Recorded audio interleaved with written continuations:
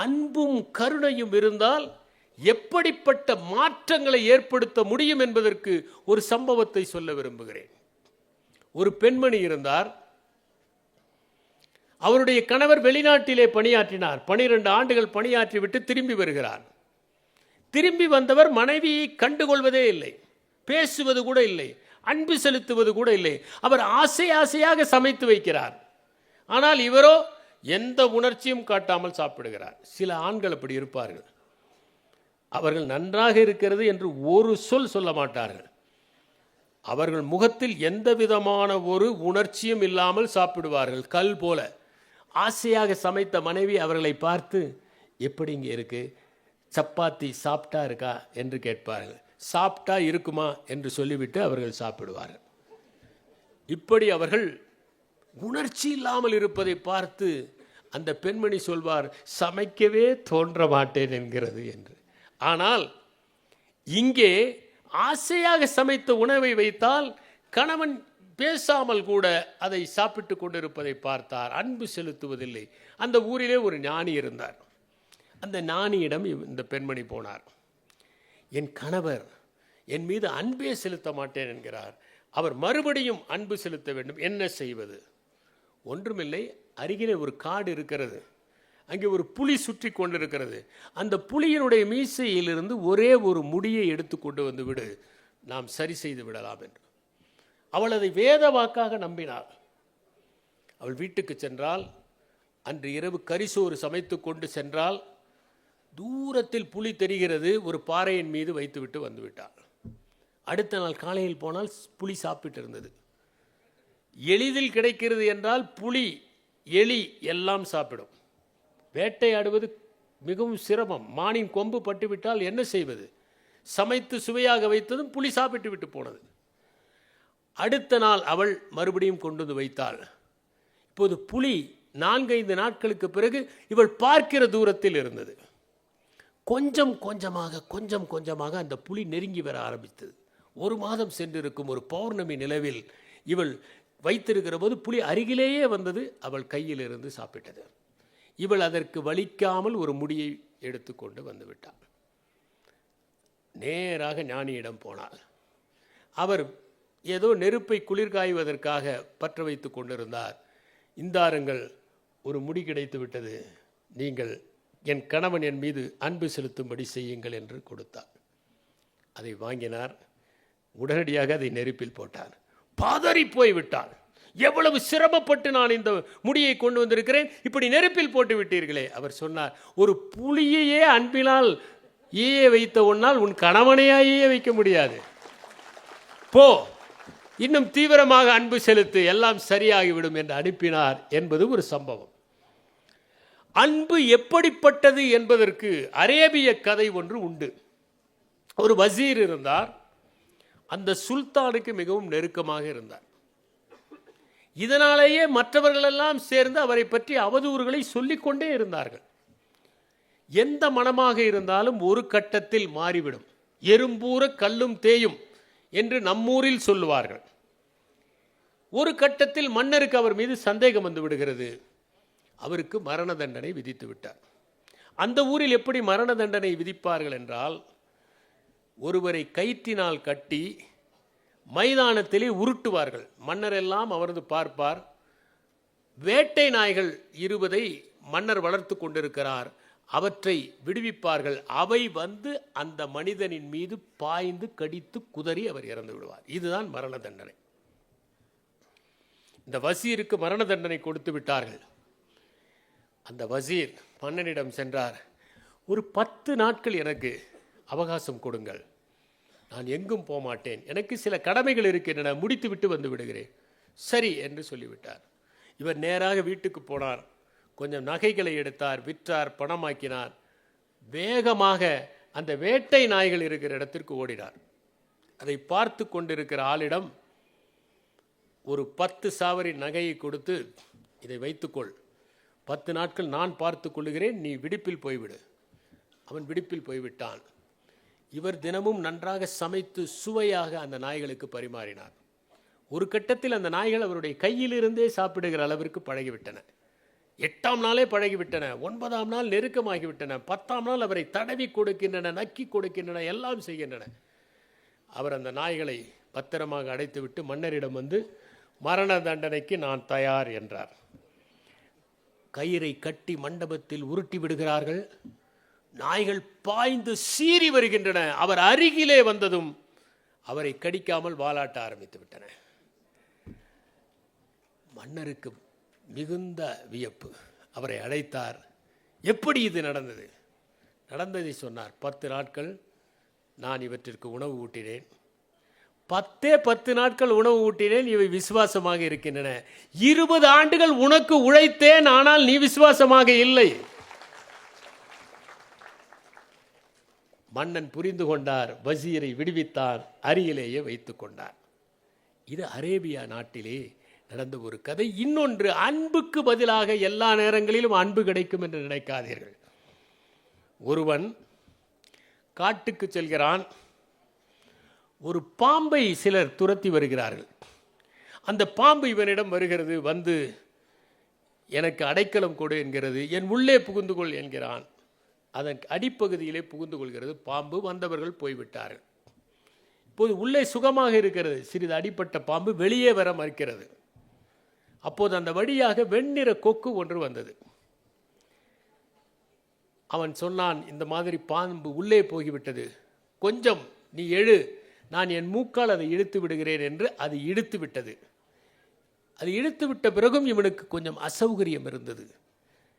கேட்டான், அசௌகரியமாக இருக்கிறதே. இல்லை, 10 வெண்ணிற பறவைகளை நீ சாப்பிட்டால் சரியாகிவிடும். ஆகா, ஒரு வெண்ணிற பறவை கிடைத்து விட்டாய் என்று அதையே பிடித்து கொண்டான். பிடித்து கொண்டு வீட்டுக்கு எடுத்து செல்கிறான். கூண்டிலே அடைத்து விடுகிறான். அவள் மனைவி சொல்லுகிறாள், உன்னை காப்பாற்றிய பறவையா முதலில் சாப்பிடப் போகிறாய் என்று அதை அவிழ்த்து விடுகிறாள். போகிற போது அது அவள் கண்ணை குத்திவிட்டு போய்விடுகிறது என்று ஒரு கதை. சில நேரங்களில் அப்படி நடக்கும். ஆனால் அதற்கு நாம் அன்பையே சந்தேகப்பட வேண்டிய அவசியமில்லை. புத்தருடைய வாழ்க்கையிலே நடந்த ஒரு சம்பவம். புத்தர் தன்னுடைய தோட்டத்திலே உலாவிக் கொண்டிருக்கிறான். அவருடைய உறவினன் இருக்கிறான், தேவதத்தன். அவன் கருணையே இல்லாதவன், அன்பே இல்லாதவன். அவன் சகல நேரமும் புத்தரை பார்த்து பொறாமைப்படுவான். பிற்காலத்திலே அவன் புத்தருடைய மடாலயத்திலே சேருகிறான். ஆனால் அப்போதும் புத்தரை பார்த்து பொறாமைப்படுகிறான். புத்தருடைய பீடத்திற்கு தான் வந்துவிட வேண்டும் என்று ஆசைப்படுகிறான். அப்படிப்பட்டவன் சித்தார்த்தர் இளவரசராக நடமாடிக்கொண்டிருக்கிற போது மேலே ஒரு அன்னப்பறவை பறக்கிறது. அந்த அன்னப்பறவையை பார்த்து அவன் அம்பு எய்கிறான். அன்னப்பறவை கீழே விழுந்து விடுகிறது. ஆனால் இறக்கவில்லை, துடித்து கொண்டிருக்கிறது. அது சித்தார்த்தருடைய அருகிலே வந்து விடுகிறது. சித்தார்த்தர் அதை எடுக்கிறார், அம்பை நீக்குகிறார். அது நடுநடுங்கிக் கொண்டிருக்கிறது. அந்த அன்னப்பறவையை ராஜ சமையலறைக்கு எடுத்து செல்லுகிறார். அங்கே அதற்கு மருந்து போட்டு கொண்டிருக்கிறான். தேவதத்தன் அங்கே வருகிறான். புத்தரை பார்த்து சொல்கிறான், அந்த அன்னப்பறவை எனக்கு கொடு, நான் தான் இதை வீழ்த்தினேன் என்று. அதற்கு சித்தார்த்தர் சொல்லுகிறார், எப்போதுமே காப்பாற்றுபவனுக்குத்தான் ஒன்று சொந்தமே தவிர கொல்பவனுக்கு ஒருபோதும் சொந்தமாக இருக்க முடியாது. எனவே இது எனக்கு சொந்தமான அன்னப்பறவை, உனக்கு தர முடியாது என்று. இந்த வழக்கு சுத்தோதனருடைய அரசவைக்கு செல்லுகிறது. மந்திரிகள் எல்லாம் அமர்ந்திருக்கிறார்கள். அப்போது இந்த வழக்கு சுத்தோதனருடைய பார்வைக்கு செல்லுகிறது. மந்திரிகள் எல்லோரும் சொல்லுகிறார்கள், என்ன சொல்வது, இந்த பறவையை யார் குறிபார்த்து அடித்தார்களோ அவர்களுக்குத்தானே அது சொந்தம் என்கிற முறையில் அவர்கள் பேச ஆரம்பிக்கிறார்கள். அவையிலே இருக்கிற பலருடைய ஆதரவும் தேவதத்தனுக்கு இருக்கிறது. அப்போது சுத்தோதனன் சற்று தொண்டையை செருமிக்கொண்டு கோபமாக, யாருக்கு சொந்தம் என்று நினைக்கிறீர்கள் என்று கேட்டதும் அவர்கள் பம்மி, இல்லை இல்லை, காப்பாற்றிய சித்தார்த்தருக்குத்தான் சொந்தம் என்று சொல்கிறார்கள். அந்த அன்னப்பறவை சித்தார்த்தரிடம் வருகிறது, குணமாகிறது, மீண்டும் வானவீதியிலே பறக்கிறது. அன்பு செய்பவர்களுக்கு மட்டும்தான் ஒருவர் சொந்தமாக இருக்க முடியும். அது பொருள்கள் மட்டுமல்ல, பறவைகள் மட்டுமல்ல, உலகில் உள்ள அனைத்து உயிர்களுமே என்பதற்கு சித்தார்த்தர் வாழ்க்கையிலே நடந்த இந்த சம்பவம் ஓர் உதாரணம். இன்னொரு சம்பவத்தை குறிப்பிட விரும்புகிறேன். புத்தராக மாறி அவர் பல சந்நியாசிகளை வழி நடத்தி கொண்டிருக்கிற போது மீண்டும் தேவதத்தன் அவருடைய ஆசிரமத்தில் இருந்து கொண்டே அவருக்கு எதிராக சதி செய்கிறான். ஒரு நாள் அவரை கொன்றுவிட்டால் தான் புத்தருடைய இடத்திற்கு வந்துவிடலாம் என்று நினைத்து நலகிரி என்கிற பிம்புசாரருடைய யானையை அவர் மீது ஏவி விடுகிறான். அந்த பட்டத்து யானை வேகமாக வருகிறது. ஆனால் புத்தரை பார்த்ததும், அவர் கண்களிலே ததும்புகிற கருணையை பார்த்ததும் அது அப்படியே அமர்ந்து விடுகிறது. பிறகு அது அங்கிருந்து அவர் தடவி கொடுக்க மறுபடியும் தன்னுடைய இருப்பிடத்திற்கு சென்று விடுகிறது என்று திச் நாட் ஹான் என்கிற வியட்நாமிய துறவி ஓல்டு பாத் ஒயிட் கிளவுட்ஸ் என்கிற தன்னுடைய நூலிலே குறிப்பிடுகிறார். அன்பு இருந்தால் சகல ஜீவராசிகளும் நமக்கு கட்டுப்படும் என்பதற்கான ஓர் உதாரணம்தான் புத்தருடைய வாழ்க்கையிலே நடந்த இந்த 2 சம்பவங்கள். தாந்திரிக் என்கிற ஒரு விதமான மெய்ஞானம் உண்டு. அதிலே திலோப்பா என்பவர் இருந்தார். அந்த திலோப்பா மகாமுத்ரா என்கிற ஒரு புத்தகத்தை எழுதினார். அந்த திலோப்பாவிற்கு ஒரு சீடர், அவர் பெயர் மராப்பா. மராப்பாவின் சீடர் நராப்பா, நராப்பாவின் சீடர் மிலரேப்பா. அந்த மிலரேவாப்பை பற்றி ஒரு சம்பவம் உண்டு. அந்த மிலரேப்பா தன்னுடைய ஆசிரமத்திலே அமர்ந்திருக்கிறார். ஒரு வேடன் தன்னுடைய வேட்டை நாயோடு ஒரு மானை குறிபார்த்து அம்பு எய்வதற்காக துரத்தி கொண்டு வருகிறான். வேட்டை நாய் அந்த மானை துரத்துகிறது. அந்த மான் ஓடுகிறது. ஓடிய மான் மிலரேப்பாவனுடைய ஆசிரமத்திற்குள் நுழைந்து விடுகிறது. கருணை மயமான ஒரு மனிதர் அங்கே அமர்ந்திருக்கிறார். அந்த கருணை மயமான மனிதரை பார்த்ததும் அந்த மானுக்கு இருந்த பதற்றமெல்லாம் தணிந்து அங்கே அமர்ந்து விடுகிறது. வேட்டை நாயும் அந்த ஆசிரமத்திற்குள் நுழைகிறது. அதுவரை ஆக்ரோஷமாக நுழைந்த அந்த வேட்டை நாய் மிலரேப்பாவை பார்த்ததும் அமைதியாக அமர்ந்து விடுகிறது. பின்னால் வருகிறான் வேடன், எப்படியாவது பிடித்துவிட வேண்டும் என்று. அவனும் மிலரேப்பாவை பார்த்ததும் அம்பையும் வில்லையும் கீழே போட்டு விடுகிறான். இதுதான் கருணை என்கிற வட்டம் செய்கிற மாயம் என்பதை உணர்ந்து கொள்ளுங்கள். நாம் கருணையாக இருந்தால் நம்மை சுற்றி இருக்கிறவர்கள் வன்மத்தோடு இருந்தால் கூட அதை அரைக்கிற, அதை கரைக்கிற அமிலமாக இருக்கும் கருணை என்பதுதான். அதுதான் கருணையினுடைய இலக்கணம். அதனால்தான் புனித பிரான்சிஸை பற்றி கேள்விப்பட்டிருப்பீர்கள். கருணைமயமானவர். அவர் நடந்து சென்றால் அவருடைய தோளில் வந்து பறவைகள் எல்லாம் வந்து அமரும். ஒரு மனிதனுடைய தோளிலே பறவைகள் வந்து அமர வேண்டும் என்றால் எத்தனை கருணைமயமாக அவர் இருக்க வேண்டும் என்பதை சிந்தித்து பாருங்கள். வள்ளலார் சொற்பொழிவாற்றுவதற்காக செல்லுகிறார். அவரை 2 எருதுகள் சுமந்து கொண்டு செல்கின்றன. கீழே இறங்கியதும் அந்த எருதுகளை தடவி கொடுத்து வலிக்கிறதா கண்ணுகளா என்று வள்ளலார் கேட்டதாக பதிவாகி இருக்கிறது. அக்பர் ஒரு கட்டத்தில் மிகுந்த அன்பு செலுத்துபவராக மாறினார். அவருடைய கைகளில் இருந்து உணவை எடுத்து மான்கள் சாப்பிடுகிற அளவிற்கு அவர் அன்புமயமாக இருந்தார். அவரிடம் கிட்டத்தட்ட 20,000 மான்கள் இருந்தன. அத்தனை மான்களை அவர் வைத்திருந்தார். 12,000 புறாக்களை வைத்திருந்தார். புறாக்கள் அவர் கைகளில் இருந்து சாப்பிடும். அக்பரிடம் கேட்டார்கள், எப்படி உங்கள் கைகளில் இருந்து சாப்பிடுகின்றன? சாப்பிடுகிறது ஒன்றும் வளர்த்த மான் அல்ல, காட்டு மான் வந்து சாப்பிடுகிறது. இதை Abraham Eraly emperors of the peacock throne என்கிற நூலிலே பதிவு செய்திருக்கிறார். அப்படி வந்து சாப்பிடுகின்றன. அப்போது அக்பர் சொன்னார், நீங்கள் விலங்குகள் மீது அன்பு செலுத்தினால் இவ்வாறு அவை வந்து உங்களை நம்பி கைகளிலிருந்து உண்ணும். உங்கள் அன்பு முழுமையானதாக இருக்க வேண்டும் என்று குறிப்பிடுகிறார். மகாவீரர் மெய்ஞானம் பெற்றபோது அவருக்கு பிடிக்காத சிலர் சந்த கௌசிகா என்கின்ற பாம்பை அவர் மீது ஏவி அவரை கடிக்கும்படி வற்புறுத்துகிறார். சந்த கௌசிகா வருகிறது, மகாவீரரை கடிக்கிறது. ஆனால் இரத்தத்திற்கு பதிலாக பால் வந்தது என்பது ஒரு ஐதீகம். கருணை இருந்தால் இரத்தம் வராது, அவர்கள் உடம்பிலிருந்து பால்தான் வரும் என்கிற குறியீட்டை அந்த சம்பவம் குறிப்பிடுகிறது. குருநானக் வாழ்க்கையிலே நடந்த ஒரு சம்பவம். அவர் ஒரு புது ஊருக்கு செல்லுகிறார்.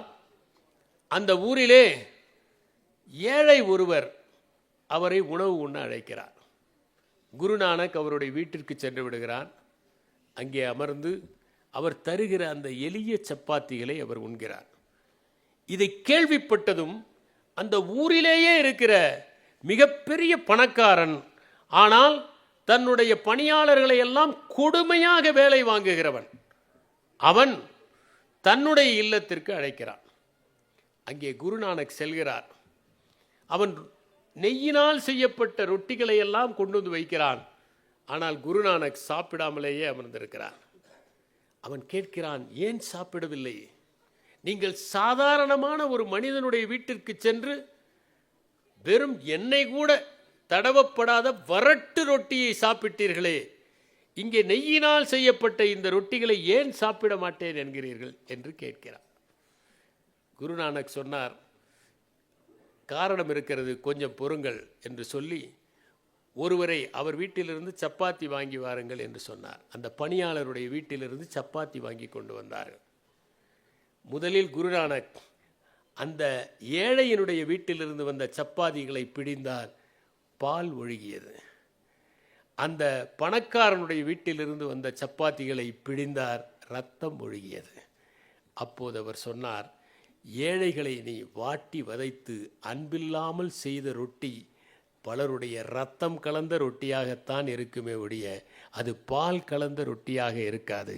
அதனால்தான் இதை நான் உண்ணவில்லை என்று குறிப்பிட்டார்.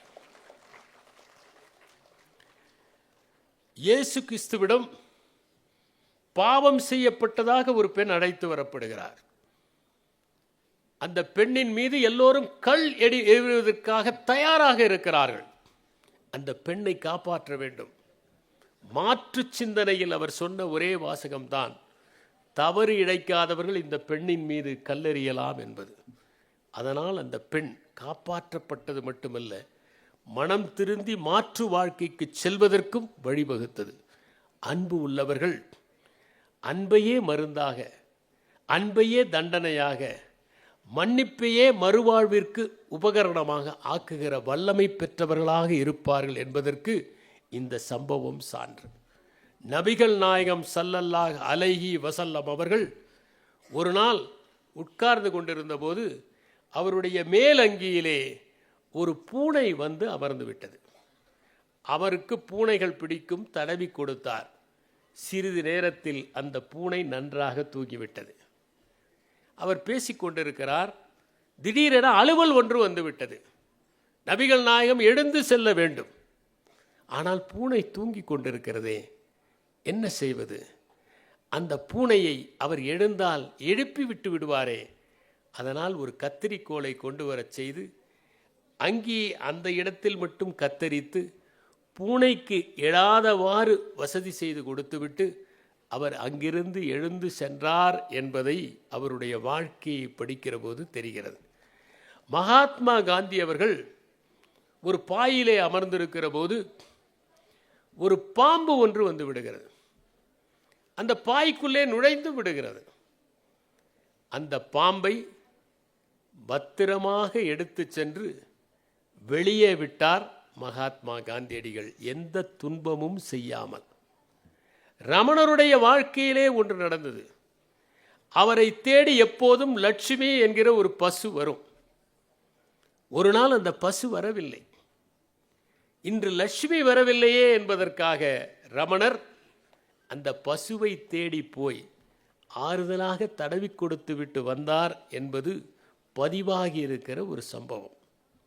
ராமகிருஷ்ண பரமஹம்சர் ஒரு நாள் படகிலே சென்று கொண்டிருக்கிறார். திடீரென ஐயோ ஐயோ என்று கத்துகிறார். எல்லோரும் என்ன ஆயிற்று என்கிறார்கள். என்னுடைய முதுகை பாருங்கள் என்கிறார். அந்த துண்டை விலக்கி பார்த்தால் அதிலே இரத்த காயங்கள் இருக்கிறது. எப்படி இந்த இரத்த காயங்கள் வந்தது என்று கேட்டால் கரையை காட்டுகிறார். கரையிலே ஒரு அப்பாவியை மற்றவர்கள் அடித்து கொண்டிருக்கிறார்கள். அவர்கள் அடித்த அந்த அடி இவருடைய முதுகிலே பட்டது, காயமாக மாறியது என்று கூறப்படுகிறது. இதைத்தான் ஆங்கிலத்தில் எம்பதி என்று அழைக்கிறோம். எம்பதி என்றால் அடுத்தவர்களுடைய இடத்திலே நம்மை வைத்து பார்ப்பது. இதைத்தான் திருவள்ளுவர் அறிவினான் ஆகுவது உண்டோ பிரிதின் நோய் தன்னோய் போல் போற்றாக்கடை என்று குறிப்பிடுகிறார். இன்று நாம் அன்பு வட்டத்தை குறைத்து கொண்டிருக்கிறோம். நம்முடைய அன்பை நாம் செலுத்தாமலேயே இருந்து விடுகிறோம். சொற்களால் சொல்லாமலேயே இருந்து விடுகிறோம். திருவள்ளுவர் கருணை எவ்வளவு முக்கியம் என்பதற்காக கண்ணோட்டம் என்கிற ஒரு அதிகாரத்தை எழுதியிருக்கிறார். ஒருவர் நிர்வாக பதவியில் இருந்தால் கூட அவர் எப்போதுமே கண்ணோட்டத்தோடு இருக்க வேண்டும், கருணையோடு இருக்க வேண்டும். நமக்குள்ளே ஒரு சந்தேகம் வரும். அதிகார தோரணையில் இருந்தால் தானே அனைத்தும் நடக்கும், ஒருவேளை மக்கள் நம்மை ஏமாற்றி விடுவார்களோ என்று நினைப்பார்கள். நான் உங்களுக்கு ஒன்றை சொல்ல விரும்புகிறேன். எவன் ஒருவனுக்கு தன்னம்பிக்கை இருக்கிறதோ அவன் ஒருபோதும் நாம் அன்பு செலுத்தினால் அதை அவர்கள் தவறாக பயன்படுத்தி விடுவார்களோ என்று நினைக்க மாட்டான். அதுதான் அவனுடைய தன்னம்பிக்கையினுடைய அடையாளம். நம்மை சுற்றி இருப்பவர்களையெல்லாம் நாம் மனிதர்களாக நடத்த வேண்டும். அவர்கள் தவறு செய்தால் அதே நேரத்தில் அதை எல்லோர் முன்னாலும் கண்டிக்காமல் தனியாக அடைத்து கண்டித்து அவர்களை வருத்துவதாக இல்லாமல் திருத்துவதாக இருக்க வேண்டும். அதனால்தான் கருமஞ்சிதையாமல் கண்ணோட வல்லார்க்கு உரிமை உடைத்தி உலகு என்கிறார்.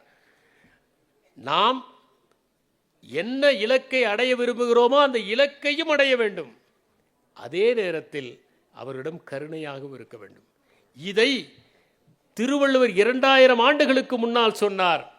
இப்போது மேலாண் வல்லுநர்களான பிளேக் மவுண்டன் என்பவர்கள் சொல்லியிருக்கிறார்கள். அவர்கள் சொல்லுகிறார்கள், task oriented managers, people oriented managers என்று பிரிக்கிறார்கள். சில பேர் பணியாளர்களை வசதியாக வைத்திருப்பார்கள், ஆனால் ஒரு பணியும் நடக்காது. சில பேர் பணியை சக்கையாக பிழிவார்கள், ஆனால் பணியாளர்களை வாட்டி எடுப்பார்கள். ஒரு ஆய்வுக் கூட்டம் நடந்துவிட்டு வந்தால் வெளியே இருப்பவர்கள் கேட்பார்கள், இன்று வேக வைத்தார்களா வறுத்து எடுத்தார்களா என்று. அப்படி இருக்கும் அந்த ஆய்வுக் கூட்டம். அவர்கள் தன்னம்பிக்கையெல்லாம் சிதைந்து போகிற மாதிரி இருக்கும் ஆய்வுக் கூட்டம். ஆனால் அப்படிப்பட்டவர்கள் பணியாளர்களிடம் மனக்குறைகளை கேட்டறியாமல் பணி மட்டும் நடந்தால் போதும் என்று இருக்கிற போது சில நாட்கள் அது பலன் தருமே தவிர நீடித்த பலன்களை அது தருவது இல்லை. அது தற்காலிகமான பலன்களாகத்தான் இருக்கும். அதனால் அவர்கள் சொல்லுகிறார்கள், பணியாளர்கள் நலனையும் நீங்கள் எடுத்துக்கொள்ள வேண்டும், பணி நிறைவேறுவதையும் எடுத்துக்கொள்ள வேண்டும் என்று. இதுதான் கருமஞ்சிதையாமல் கண்ணோட வல்லார்க்கு என்பது ஆகும். அடுத்ததாக அருள். அருள் என்பது இதுவரை சந்திக்காத மனிதர்கள். நாம் பார்த்தே இருக்க மாட்டோம். பல நேரங்களில் எங்கோ பூகம்பம் நடப்பதற்கு நாம் நம்முடைய நிவாரணத்துவை அனுப்புகிறோமே, அதுவும் அருள்தான். சந்தித்திராத மனிதர்கள். குஜராத்திலே பூகம்பம் நடந்தபோது தன்னுடைய வளைகாப்புக்கு வந்த அத்தனை சீர்சினத்தையும் அந்த பூகம்பத்திற்கு அனுப்பி வைத்தார் ஒரு எளிமையான ஏழை பெண். அதுதான் அருள். அந்த அருளை பற்றி பாரதியார் சொல்லுகிற போது, பகைவனுக்கும் அருள்வாய் நன்னெஞ்சே என்கிறார். உங்கள் எதிரிகளுக்கு கூட நீங்கள் கருணை காட்டுங்கள், அன்பு காட்டுங்கள், அதுதான் அருள் என்று குறிப்பிடுகிறார். இதை பற்றி நீதி வெண்பாவிலே ஒரு பாடல் வருகிறது. நம்மிடம் 32 பற்கள் இருக்கின்றன, நடுவிலே ஒரு நாக்கு. இந்த 32 பற்கள் கடித்தால் அந்த நாக்கு என்ன ஆகும் என்று நினைத்து பாருங்கள். ஆனால் அந்த நாக்கு சுவையான உணவை அந்த பற்களை மெல்ல வைத்து தான் சுவைத்து பயன்படுத்திக் கொள்கிறது. அதைப் போல உங்களுடைய பகைவர்களையும் பயன்படுத்திக் கொள் என்று நீதிவெண்பா கூறுகிறார். கவிக்கோ அப்துல் ரஹ்மான் ஒருவர் கவிதை எழுதியிருப்பார், அருள் என்பது என்ன என்பதை பற்றி. கொடுப்பதாக நினைக்கிறவனே, கொடுப்பதற்கு நீ யார்? நீ கொடுப்பதாக நினைப்பதெல்லாம் உனக்கு கொடுக்கப்பட்டவை. உனக்கு கொடுக்கப்பட்டவை உனக்கு மட்டும் கொடுக்கப்பட்டவை அல்ல. உண்மையில் நீ அவற்றை கொடுக்கவில்லை, உன் வழியாக அவை தரப்படுகின்றன. நீ ஒரு கருவி மட்டுமே. புல்லாங்குழல் இசையை வெளிப்படுத்துவதில்லை, இசை வெளியாவதற்கு அது ஒரு கருவி மட்டுமே. இயற்கையை பார், அது கொடுப்பதாக நினைத்து கொடுப்பதில்லை. தேவையானவன் வேண்டியதை எடுத்துக்கொள்கிறான். நீயும் இயற்கையின் ஓர் அம்சம்தான். கொடுப்பது என்பது பொருட்களை மட்டுமல்ல. உன்னுடைய ஒரு வார்த்தை ஒருவன் தாகத்தை தணிக்கலாம். உன் புன்னகை ஓர் இதயத்தில் விளக்கு ஏற்றலாம். ஒரு பூவை போல அமைதியாக கொடு, ஒரு விளக்கை போல பேதமில்லாமல் கொடு. நதிநீரை போல உன்னிடம் இருப்பவை இருக்கட்டும். தாகம் தீர தண்ணீர் குடிப்பவன் நதியிடம் அனுமதி கேட்பதில்லை. கொடு, நீ சுத்தப்படுவாய். கொடு, நீ சுகப்படுவாய். கொடுப்பதால் உன் இருத்தல் நியாயப்படும். அன்பை கொடுப்போம், கருணை கொடுப்போம், அருளை கொடுப்போம். நன்றி, வணக்கம்.